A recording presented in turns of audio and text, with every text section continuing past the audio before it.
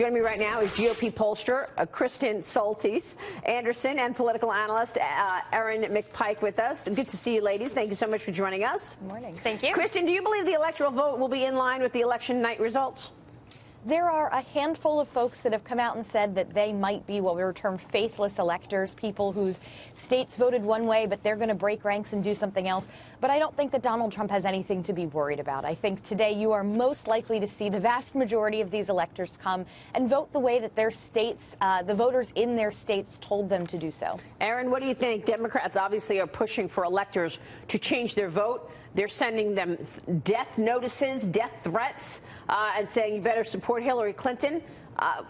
Trump tweeted this yesterday. If my many supporters acted and threatened people like those who lost the election are doing, they would be scorned and called terrible names. It's true, isn't it? Yeah, I think he's absolutely right about that. And that's why this is news, because so many of these electors are getting lobbied. They're getting phone calls. They're getting emails trying to get them to change their vote. I think the bigger story here is that this is a long game to try to change the Electoral College. Even President Obama said it was a vestige of the past, and it's something that maybe should be looked at. You know, obviously the Constitution was written to be amended. So this is what we're going to be seeing over the next couple of weeks, that maybe it's time for the system to change some. Kristen, my question to you is, isn't this the whole point of the Electoral College, where it's set up to protect the system? I mean, everyone's talking about Russian interference. They didn't hack any systems, but the Founding Fathers came up with this system where we're able to protect the democracy through this way, and by them attacking and going after electors themselves and having death threats, doesn't that undermine the whole system? Sure, although you have to be careful with that line of argument, because that sort of opens the door to the argument a lot of Democrats are making, which is that they view Donald Trump as representing such a grave threat to the republic that it is warranted to take this extreme action to threaten these electors, to tell them they are the last line of defense between people and tyranny. So I think, you know, the point of the Electoral College is that when our country was founded, the founders built in a lot of sort of safeguards, things to make sure that you know, the country couldn't go completely off on the wrong track too quickly. Electoral College is a piece of that. But I do think that for folks who decide, I'm going to be an elector for my state, you should go into that role with the feeling that, look, it's my obligation to represent the will of the people in my state. And so I'm not crazy about the idea of the Electoral College being used to sort of override what the people in a particular state voted for.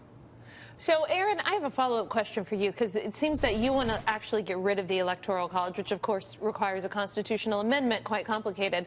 Out of all the things that Democrats should be pushing for in 2017, they're going to have some big battles to fight, considering they lost power in all three houses.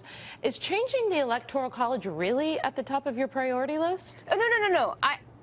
First of all, I'm an independent, so I'm not saying in any way that I am advocating for changing the Electoral College. What I'm saying is that I do think that this is something that Democrats want to see, because, as you know, you may know, because they lost. Well, sure, and Democrats, they won't believe it. They won't accept the results. Well, guess what? Even if they do overturn and overthrow the Electoral College and the electors, guess where it goes? It goes to the House of Representatives, who are going to elect Donald Trump. Yeah, so I mean, here's the reason why Democrats are looking, like the whole Russia story. I'm sorry. Go ahead, Erin.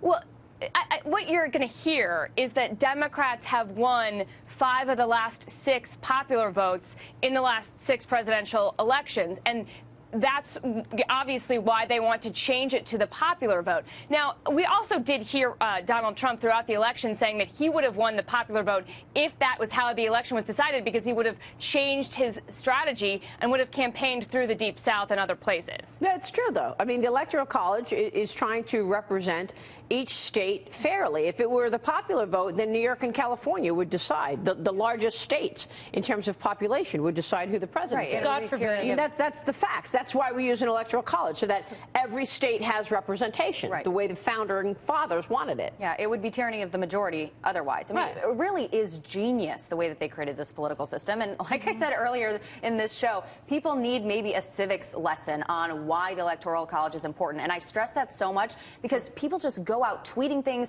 writing death threats without a view to the consequences, without educating themselves first. We practice democracy, right? We practice it in educating ourselves, in voting. The Democrats need the civic lessons themselves, because in their own primary they have the superdelegate system that favors actually the tyranny of the few, those who have influenced the party and have the most money, and they use that system to collude with Debbie Wasserman Schultz against Bernie Sanders. So for them to talk about this whole Electoral College situation is actually hypocrisy at its finest. Well, maybe all those grammar schools, those rich grammar schools on the Upper East Side of Manhattan and the Upper West Side of Manhattan and all of these other rich areas, maybe they should have been teaching their students what the Electoral College does and what democracy is about, rather than giving them hot cocoa and trying to have prayer sessions after Donald Trump won the election. I mean, that was absolutely absurd and outrageous. And the fact that we are a democracy, but we're not a pure democracy, right? We are a republic, which is different. It's not as though just democracy rules the day.